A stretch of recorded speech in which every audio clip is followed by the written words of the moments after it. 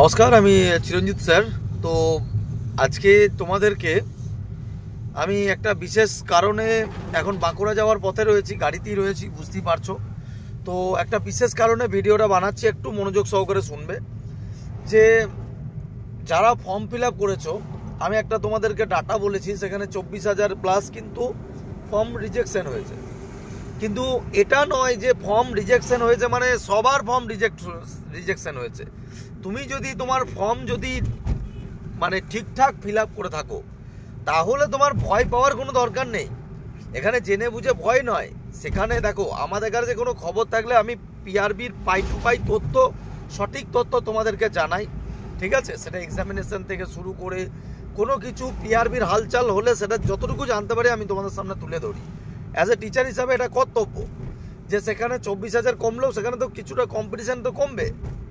কিন্তু বিষয়টা হলো যে আজকে অনেকজনের একটা টেনশন হচ্ছে যে স্যার আমার ফর্মটা ঠিক আছে তো। দেখো, ফর্ম জেনে বুঝে পিআরবির কারো রিজেক্ট করে না। এখন তুমি যদি কোনো সেলফি, আমি যেরকম সেলফি থেকে এখন ভিডিওটা আপলোড করছি, তো এখন যদি তুমি যদি পিআরবিকে এত ক্যাজুয়াল বা হালকাভাবে নিয়ে নাও যে তুমি ফর্মটা হয়তো সেলফি দিয়েছো বা চোখে আইসা করে চশমা পরে তুমি ছবি দিচ্ছ, আমি দেখিয়ে দিচ্ছি একদম, মানে অনেকজন হয়তো ভাববে পাওয়ারের চশমা না, এটা কি একটা সানগ্লাস, তাই তো? এবার তুমি এরকমভাবে পরে চলো ছবি মেরে দিচ্ছ, বা তুমি হয়তো হিজাব পরে ছবি দিচ্ছ, বা ওড়না পরে ছবি দিচ্ছ, বা হয়তো ভুরুর ওপরে তোমার কিছু লাগিয়ে বা চোখের মধ্যে আলাদা রকম স্টাইল করে ছবি দিচ্ছ, বা তোমার যদি রেশিও ঠিক না আসে, তোমার মুখ যদি অস্পষ্ট থাকে, তাহলে পিআরবি কি করে বুঝবে যে ফেক ক্যান্ডিডেট নাকি? হতেই পারে ফেক ক্যান্ডিডেট। তো এই সমস্ত জিনিসগুলো না একটু যারা মেনটেন করেছো, তোমাদের কোনো রকমভাবে ফর্ম বাতিল যাবে না। তুমি সিগনেচার যেগুলো করবে, সিগনেচারটা যদি নিচেটা কেটে যায় তাহলে অবশ্যই বাদ দেবে। কিন্তু যদি কোনো জায়গায় নিচেটা কাটা না থাকে, তোমার যদি একটু অস্পষ্ট হতেই পারে, কিন্তু সেটা রেশিওর মধ্যে থাকবে, তোমার সিগনেচারটা ঠিকঠাক যেন কাটা না যায়। মাথার চুল যদি কাটা যায়, এখন তোমার আমার যদি চিরঞ্জিত স্যারের এইখান থেকে এটা যদি ধরো, এখন ধরো ক্যামেরাতে কেটে আমি ধরো আপলোড করলাম, এগুলো অ্যালাউ হবে না। আমি কিছু তোমাদের অফিসিয়াল ডাটা একটু দেখিয়ে দিচ্ছি, একটু দেখো, ক্লিয়ার হয়ে যাবে। এত অযথা টেনশন করার দরকার নাই। সামনে পরীক্ষা, ভালো করে পড়ো। আমি আগামীকাল থেকে তো ক্লাস শুরু করছি, ঠিক আছে? তোমাদের জন্য ফ্রি অফ কস্ট, হ্যাঁ, অনেক ক্লাস আসতে চলেছে। তো প্রত্যেকজন কিন্তু একটু সাথে থাকো, ভালো করে পড়ো, জিকে কারেন্ট অ্যাফেয়ার্স একটু ভালো করে দেখো, হ্যাঁ। আর আমাদের তো 1 বছরের কারেন্ট অ্যাফেয়ার্স আমি বার করেছি, দ্য স্নাইপার 2.0, পারলে ওটাও নিয়ে রাখো। তো ডিটেলসটা একটু দেখে নাও আগে, দেখো ভালো লাগবে, মন অত চিন্তা করো না। তো আজকে তোমাদেরকে অফিসিয়ালভাবে কিছু জিনিস দেখিয়ে দিচ্ছি। তো বেকার টেনশন করার কোনো দরকার নাই, ভালো করে পড়াশোনা করো। তো আগে অফিসিয়াল জিনিসটা দেখে নাও যে পিআরবি কী কী চাইছে।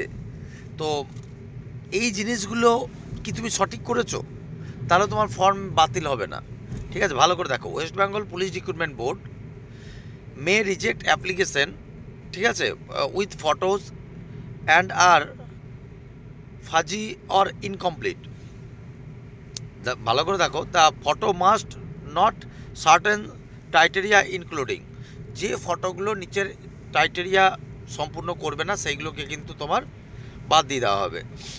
ভালো করে দেখো, the photo should be clear and free of glare or reflection, ঠিক আছে? ফটোটাকে তোমার স্পষ্টভাবে থাকতে হবে। তারপর I should be open and visible. এবার কেউ যদি চোখটা এরম করে বন্ধ করে ফ্লিকারিং করে তাহলে সেগুলো তো বাদ দেবে না। ফটো শুড নট তোমার include red eye or shadows. অনেকজন মেয়েরা সেই চোখের ওপরে আবার মানে আলাদা করে শ্যাডো পরে না, মানে তোমার পরে, তো কোনো রকম যেন চোখের মধ্যে এক্সট্রা কিছু অন্য কিছু যেন পরে যেন না দেয়। তারপরে তোমার সানগ্লাসেস, এইগুলো যদি এবার কারো পাওয়ার থাকে, দেখো সানগ্লাস পরে ছবি দেওয়া সেটা আলাদা জিনিস, আর পাওয়ারের ছবি কিন্তু মানে পাওয়ারের গ্লাস সেটা আলাদা জিনিস, ঠিক আছে? The photo should be 4.5 cm height and 3.5 mm wide. এবার তুমি যেখানে ফর্ম ফিল আপ করেছো সেখানে তোমার এইগুলো অলরেডি তোমার সেইভাবেই করে দিয়েছে। আশা করি এতটা কেয়ারলেস কেউ নাই। আমি তোমাদেরকে দুটো জিনিস দেখাচ্ছি, দেখো। আর তাছাড়াও আমাদের ফর্ম বাতিল যেতে পারে কীরকমভাবে। তুমি ধরো একটার বেশি দুটো ফর্ম ফিল আপ করেছো, এখানে দেখো দেওয়াই আছে একটার বেশি, যদি তুমি অধিক ফর্ম ফিল আপ করা থাকে তাহলে নম্বর হচ্ছে কোনো রকমভাবে এক্সামিনেশনের সময় যদি আনফেয়ার করে থাকো, অর্থাৎ তুমি প্রশ্ন পাচারের সঙ্গে যুক্ত হয়ে থাকো, বা তুমি ধরো কোনো একটা দেখিয়ে দিলে যে আমি এসছি, তারপর তুমি ফর্ম ফিল আপ করার পরে তোমার কাট অফে চলে এলো, ইন্টারভিউর সময় তুমি এসসি সার্টিফিকেট দেখাতে পারলে না, তো সেক্ষেত্রে তুমি মেবি টিটেড, মানে তুমি বাদ চলে যাবে, বুঝতে পেরেছো? তাছাড়াও দেখো তোমার যা ফিজিক্যাল রিকোয়ারমেন্ট ওখানে তো খুব একটা অসুবিধা হয় না, তাও তোমার এখানে যেটা কালার ভিশন, ঠিক আছে, সেগুলো তো মেডিকেল এইগুলো পরের কথা। এবার চলো পরীক্ষায় বসতে গেলে তোমার কোন ধরনের ফটো থাকলে তোমাকে বাদ দিয়ে দেবে, একটু ভালো করে দেখো। আমি দেখো লোকের ছবি নিয়ে করতে এসব ভালোবাসি না, তো নিজের ছবি একটা গাড়িতে, আজকেরই ছবি এটা আমি গাড়ির মধ্যে তুললাম, তো যদি কোনো জায়গায় তোমাদের এইরকম ছবি থাকে, অর্থাৎ যদি সেলফি থেকে তোলো, এটা সেলফি তোলা ছবি, ঠিক আছে, তো যদি সেলফি থেকে এইভাবে কোনো ছবি যদি তোমরা তুলে নাও, তাহলে কিন্তু তোমাদের কিন্তু সেটা বাতিল হবে, কারণ সেলফির ছবি কিন্তু পরিষ্কার করে বলা যাচ্ছে সেলফির ছবি অ্যালাও নাই। হ্যাঁ, মাথায় রেকর্ড, সেলফি থেকে কেন দেবে? একটা ক্যান্ডিডেট যে চাকরি পাওয়ার মতো, সে কিন্তু সেলফি থেকে ছবি কিন্তু না, সে দেবে না, সে এতটা বোকা নয়, পাসপোর্ট টাইপ ছবি তুলে দেবে। আর সিগনেচার, স্যার কোন ধরনের সিগনেচার বাদ চলে যাবে? ভালো করে দেখো, এটা হচ্ছে আমার সিগনেচার, অরিজিনালি আমার সিগনেচার এটা, এই যে সিগনেচারটা এখানটা কিন্তু এটা বাদ যাবে না, ঠিক আছে? এরকমভাবে যদি কারোর সিগনেচার থাকে সেক্ষেত্রে এটা বাদ যাবে না, কিন্তু যদি কোনো সিগনেচার, আমি তোমাদেরকে এইখানে করে দেখাচ্ছি জিনিসটা, ধরো তোমার এই সিগনেচারটার এই যে এসটাকে আমি এই যে টেনেছি ধরো, ঠিক আছে, এই টানের এই জায়গাটা যদি ধরো তুমি আপলোড করার সময়, ভালো করে দেখো, তোমাদেরকে দেখাচ্ছি তারা,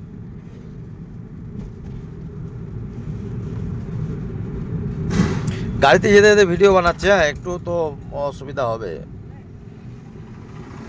এই যে ধরো এই জায়গাটা, এবার তুমি যখন এটা আপলোড করছো না, এবার আপলোড করার সময় এই যে আপলোড করার সময় দেখা গেল কোনো রকম এই অংশটা তোমার কাট গেল, এই অংশটা কাট চলে গেল, যেতেই পারে, বা ধরো এই অংশটা কাট গেল, বা এই জের এই জায়গাটা কাট গেল, ঠিক আছে, তো সেক্ষেত্রে দেখা গেলো ছবিটা তুমি এইরকম মেন্টালিটি, মানে দেখাচ্ছি তারা এখান থেকে যদি করতে পারে, আমি তোমাদের দেখিয়ে দিচ্ছি।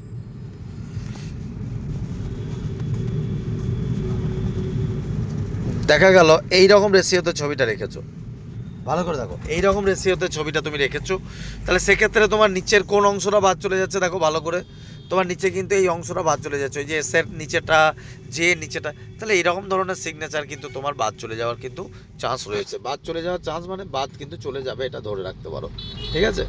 তো এইরকম ধরনের যদি না থাকে, অনেকজন আমাকে জিজ্ঞাসা করছো যে স্যার আমার একটু অস্পষ্ট এসেছে, দেখো তুমি একটা ফর্ম ফিল আপ করেছো, ঠিক আছে, সেক্ষেত্রে গিয়ে ধরো এইভাবে ধরো তোমার কারো একটু অস্পষ্ট এসছে, তো সেক্ষেত্রে সেইগুলো তো বাদ যাবে না। তোমরা ভাবছো যে একমাত্র যদি ছবিটা কেটে যায় তাহলে, বা সিগনেচার যদি কেটে যায় তবেই বাদ দেবে, আদারওয়াইজ ভয় পাওয়ার কোনো দরকার নেই। আজকে আমরা তোমাদেরকে ইন জেনারেল জানিয়ে দিলাম এটার কারণেই যে তোমরা পড়ো, অনেক যারা ফর্ম ফিল আপ করেছে যাদের বাদ গিয়েছে, ঠিক আছে, আমরা যতটুকু জানতে পেরেছি আমি তোমাদের সামনে তুলে ধরেছি, এটা মতলব এটা নয় যে তোমাকে টেনশন করে থাকতে হবে, তুমি বেফিকার থাকো, তুমি যদি সব কিছু সঠিক করে থাকো তো কেন তোমাকে বাদ দেবে?